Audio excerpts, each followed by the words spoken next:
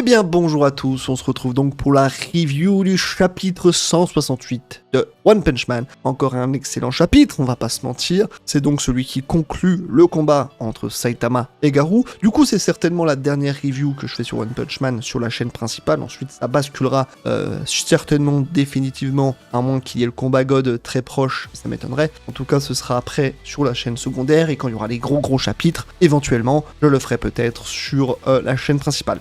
En tout cas, on va pas perdre une seconde. Si tu kiffes, tu t'abonnes, tu likes ou tu dislikes, hein, c'est aussi possible. Et on perd pas une seconde, on va analyser ce chapitre ensemble. On peut notamment parler de la page principale, la page d'accroche, qui nous montre ces deux points l'un contre l'autre, qui ne montre aucune hostilité. J'ai envie de vous dire, ce sont des points quasiment amicaux, pour le coup, avec le titre l'éveil des dieux. Donc là, je perçois une espèce d'amitié, la fin d'un combat, la fin d'un cycle, une réentente de la part des deux personnages. On continue donc avec le combat entre Saitama et Garou. Garou qui continue d'utiliser ses portails pour augmenter sa portée considérablement et ainsi frapper Saitama. Mais Saitama n'étant pas dupe, on le retrouve à contrer bien sûr en utilisant son propre portail pour atteindre Garou. Dans tous les cas, il continue un peu de se battre de cette façon, Garou essayant à chaque fois de prendre l'ascendant sur Saitama, mais comme on le sait tous, c'est voué à l'échec dans tous les cas, quoi qu'il fasse, quoi qu'il tente, peu importe la puissance, les techniques qu'il a sont toujours inefficaces contre Saitama. D'ailleurs, je sais pas si c'est une impression, c'est certainement les dessins qui jouent en sa faveur, mais je trouve Saitama beaucoup plus baraqué. Alors il nous a déjà été montré comme étant vraiment très musclé, avec des muscles très bien définis, c'est sûr, mais j'ai l'impression qu'il a pris beaucoup de masse. Là on dirait un bodybuilder, franchement. Donc ce sont des échanges qui se passent entre un Saitama qui passe dans les portails et qui évite ou qui contre la plupart des attaques de Garou, qui quoi qu'il fasse de toute façon n'arrive jamais à rien. D'ailleurs on a deux parallèles assez intéressants avec ce qu'avait fait Garou dans le chapitre 156, notamment cette page qui est assez similaire avec ce qu'avait proposé Garou et la suivante où il lui donne un coup avec la tranche de sa main et qui reprend ce qu'il avait fait contre le Scolopendre. Donc un parallèle assez intéressant pour le coup, qui en quelque sorte nous fait comprendre qu'à ce moment-là, Garou est un peu comme le Scolopendre, c'est-à-dire qu'il n'a aucune chance de s'en sortir. On rappelle que de base, Saitama vaut 0 en ce qui concerne les arts martiaux, et là c'est vrai qu'il nous a fait une petite technique à la Garou qu'il serait normalement incapable de faire, ou de reproduire d'une manière ou d'une autre. Une nouvelle façon, encore une fois, de nous montrer que Saitama ne cesse d'évoluer, ne cesse de progresser. Alors Saitama reprend un peu ce qu'il avait dit précédemment, dans le sens où il s'était juré plus ou moins de copier son mode sérieux et de le surpasser. Donc Saitama lui dit vas-y, fais-le et essaye, en gros.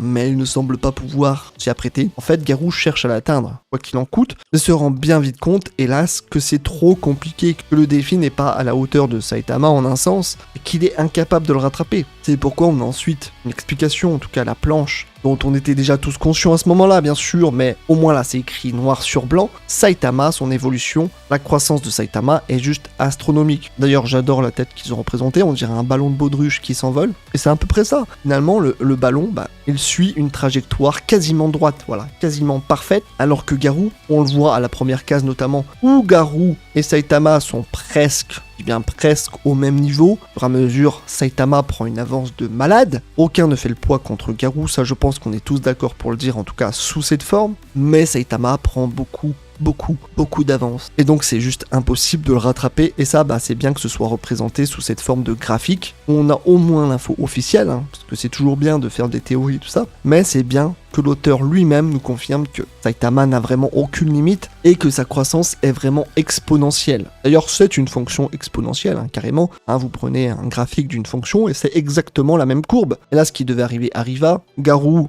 réalise enfin que maintenant ces points peuvent le tuer. En fait, on nous explique que c'est notamment grâce à ses émotions, à cet instant-là, que Saitama atteint un niveau inatteignable, qui surpasse toutes les attentes, y compris les siennes, et que le seul finalement susceptible d'observer cette évolution, et Garou, reste quand même loin derrière lui. On est de toute façon depuis très longtemps dans une dimension que personne ne peut atteindre. Moi, ça me rappelle tout simplement le combat Ichigo contre Aizen, au moment où ils étaient dans des dimensions que personne ne pouvait percevoir. À un moment, Aizen se trouvait sur un plan supérieur, si bien que des personnages comme Kisuke ou Ishin ne pouvaient plus ressentir son Reiatsu.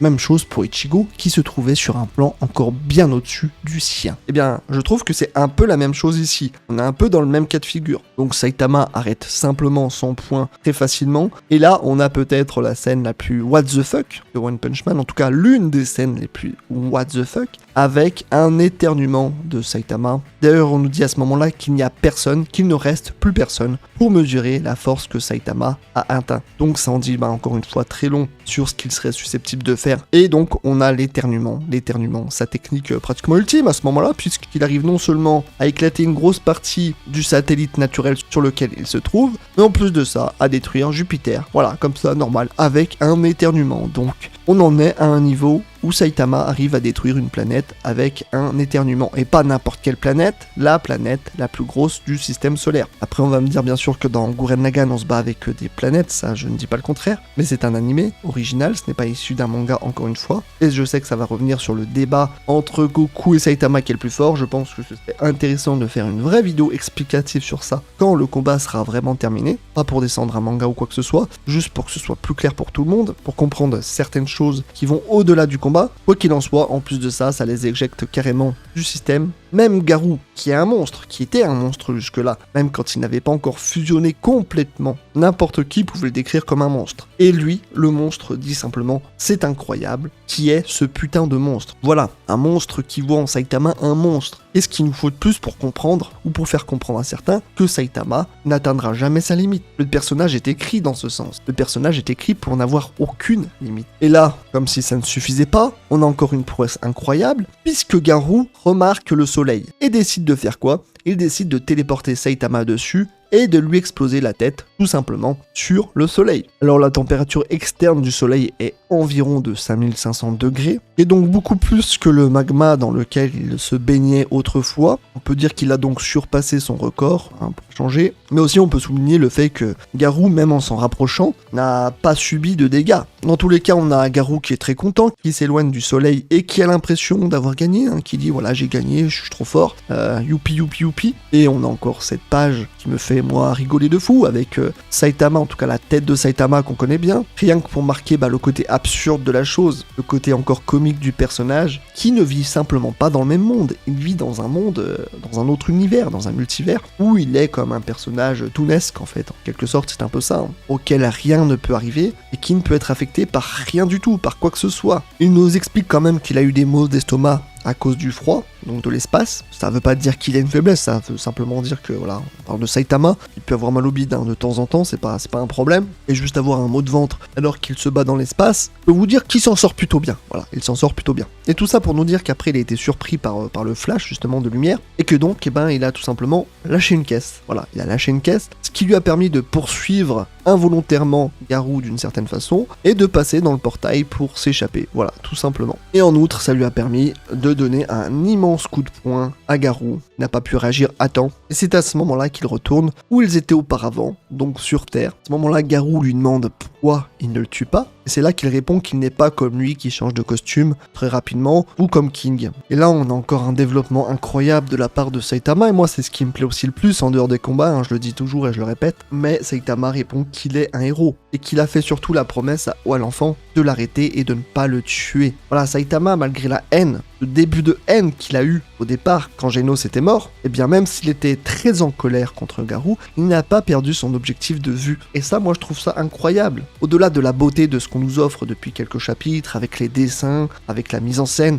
avec tout ce que vous voulez, il y a aussi ça qui est très important pour moi dans One Punch Man, et c'est pourquoi je l'apprécie. D'ailleurs, si ce serait un manga bête et méchant sur des combats qui sont très bien faits mais qui n'avaient aucune profondeur, bon, j'apprécierais mais pas autant. Là, avec Saitama, avec son développement à lui et à Garou notamment, comment ne pas apprécier l'œuvre? Parce que là, même Garou se souvient justement du garçon où il le voit justement effondré par terre, et où il s'en veut d'avoir été faible en quelque sorte, parce que malgré le fait qu'il ait gagné cette force, il était faible mentalement. Et c'est très marrant de le voir partir dans l'autre sens, alors que Saitama lui dit hey, qu'est-ce que tu fous? Et de l'autre côté en fait le gamin. Et Garou se dit justement je suis ce futur sinistre. Et Saitama lui répond, et ça c'est très intelligent, il lui dit tu es quand même devenu bizarre depuis que tu es tombé du ciel. Tu es sûr qu'on ne t'a pas fait quelque chose de bizarre? Et là ça reprend ce que je dis, avec Garou qui répond s'ils l'ont fait, c'est à cause de mon esprit qui était trop faible. Et en un sens, il a raison, son esprit était trop faible, car il a accepté, en tout cas il a essayé de se convaincre qu'il était comme ça, et qu'il voulait cette puissance pour devenir le mal absolu. Alors que ce n'est pas le cas du tout, c'est juste qu'il a essayé de se mentir à lui-même, quelque part. Il voulait pas le réaliser alors qu'il le savait très bien au fond de lui-même. Il poursuit en disant que s'il ne peut pas le battre, il ne peut pas devenir le mal absolu et que les héros vont le vaincre. On a toujours Garou en pleurs qui continue à dire que s'il avait pu le tuer avec un regard suffisant sur son visage, en agitant cette idée de justice qu'il a dans la tête, il aurait pu devenir le vrai mal. En gros, si la mentalité de Saitama n'était pas celle qu'elle est actuellement, Garou aurait certainement moins eu de remords à continuer à faire ce qu'il faisait. Et il dit ensuite que celui qu'il veut sauver pour changer le monde, c'est le jeune garçon, Takeo. Et Saitama lui demande, tu voulais le sauver lui? Ce n'était pas juste pour s'accrocher à lui, pour avoir du soutien. Et là c'est beau parce que Garou réalise, en regardant le noyau que tient Saitama dans la main, que Saitama est aussi ce qu'il a fait finalement, en partie. C'est-à-dire que lui, il a du soutien avec Genos. C'est quelque chose de très gratifiant finalement. C'est important d'avoir un soutien moral comme ça. Si Saitama était seul, peut-être qu'il aurait pu mal tourner, on ne sait pas exactement. Mais le fait d'avoir Genos avec lui, et un fan inconsidéré de sa personne, l'aide aussi tous les jours à surmonter le quotidien, à surmonter cette force qu'il a en lui, et qui est parfois plus une malédiction qu'autre chose. Et plus tard, Garou lui demande de copier sa technique, la technique des arts martiaux. Il est conscient qu'en fait, s'il arrive à les copier, il pourra les surpasser, aller au-delà. Et selon lui, s'il y a quelqu'un qui peut apprendre le pouvoir de God sans être manipulé par lui, c'est bien lui. Ensuite, la voix de God, il lui dit silence, fais reprendre tes pouvoirs. Et lorsqu'on voit cette peau se désagréger petit à petit, Saitama reconnaît le goût du sel, qui est très certainement une référence à Sodome et Gomorre, deux villes détruites par la colère d'un dieu qui les a accusés d'avoir commis des péchés. Femme de Lot, notamment, finit changée en statue de sel. Ici, Garou subit le même sort. Et les deux ont réussi finalement à s'approprier leur univers, et Saitama est donc capable de reproduire exactement la même technique que lui. Donc on a toutes les particules subatomiques de Garou qui commencent à s'affoler pour que celles de Saitama puissent reproduire la même chose. Ce qui est le plus beau ici, c'est le sacrifice de Garou qu'il fait volontairement en misant l'avenir du monde entre les mains de celui qui jusque-là était son adversaire. Il lui confie cette tâche, accentuant cette confiance qu'il a envers lui.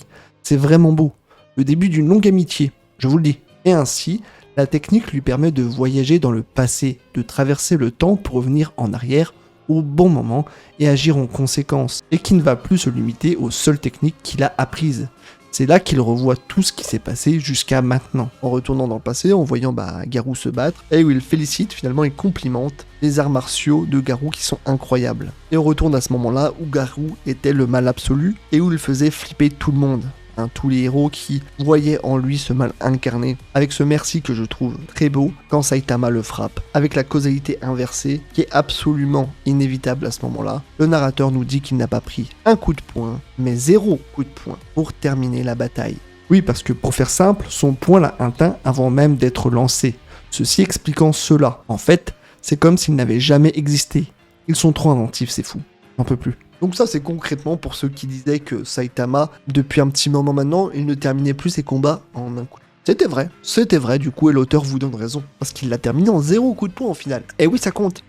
En jouant avec le passé, avec le futur, avec le temps tout simplement, il a réussi à le battre en 0 coup de poing. Que dire de plus? Moi je trouve ça que c'est magistral, que cette façon de faire, c'est masterclass. Murata nous a eu, One nous a eu. Prosternez-vous s'il vous plaît. On devrait faire une hola pour Murata et One. Alors on devrait là tout de suite le faire, je ne sais pas ce que vous attendez, mais moi je vais le faire, plus tard après, tout à l'heure. Suite à ça, on a le pouvoir de Garou qui s'échappe, il ne tient plus dans son corps, et les deux corps de Saitama, donc le Saitama est revenu dans le passé, le Saitama du présent futur, vous voyez ça comme vous voulez, qui s'attirent l'un vers l'autre pour ne faire qu'un. Et donc il retrouve ses vêtements, et ça c'est beau. C'était important de ne pas terminer à poil non plus. Et là on voit qu'il a perdu tous ses souvenirs, le dernier remontant à la frappe que lui a donné Garou. Il a bien sûr le noyau dans les mains, plus ce qu'on pourrait dire la bite à l'air, ça c'est un moment très drôle aussi, franchement ça fait toujours kiffer, le petit humour comme ça qui vient à n'importe quel moment et qui débarque pour te dire on est quand même dans One Punch Man, ne l'oublie pas. Et donc le retour de Genos qui est donc bel et bien vivant car le passé a été altéré, et donc ça se finit là-dessus avec le retour de Genos